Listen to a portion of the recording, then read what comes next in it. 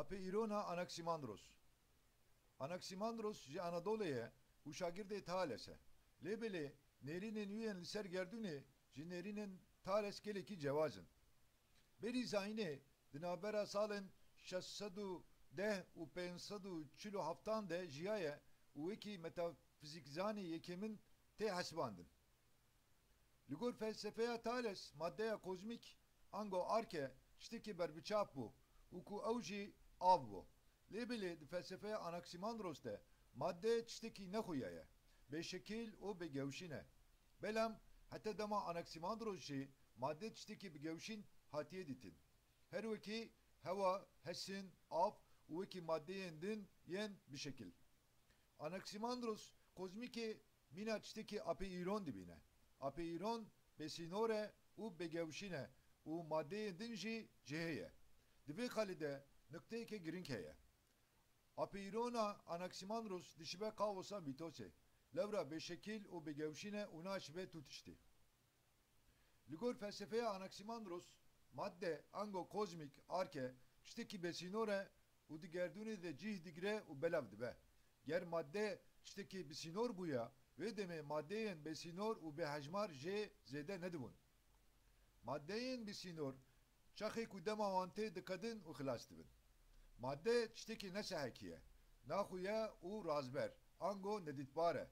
Di vê nuqteyê de ramanekî girîng û giranbiha xuya dike ku ew jî di dîroka felsefeyê de mîne gavekî pêşverû tê hesibandin.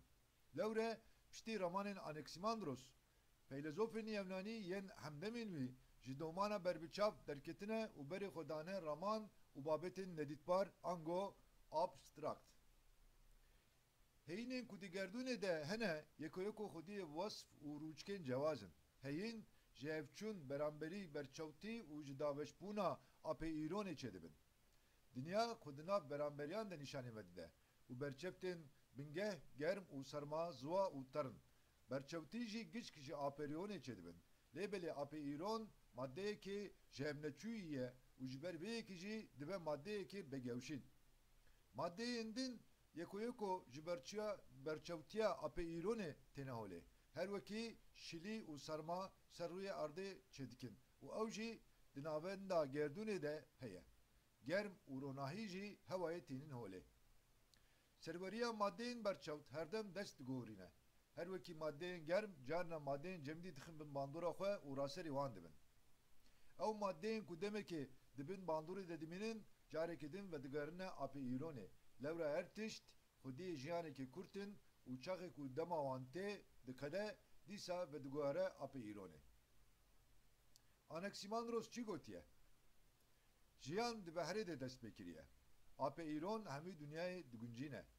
Destpêka nesneyan apê îron e. Apê îron pîr nabe. Namire û winda jî nabe. Hatina holê naqede. Bav û kalên mirovan di destpêkê de di laşê masiyan de hatine bûyînê û piştre dema ku gihîştine hêza xwe ya mirovî vê demê gav avêtine ser rûyê erdê.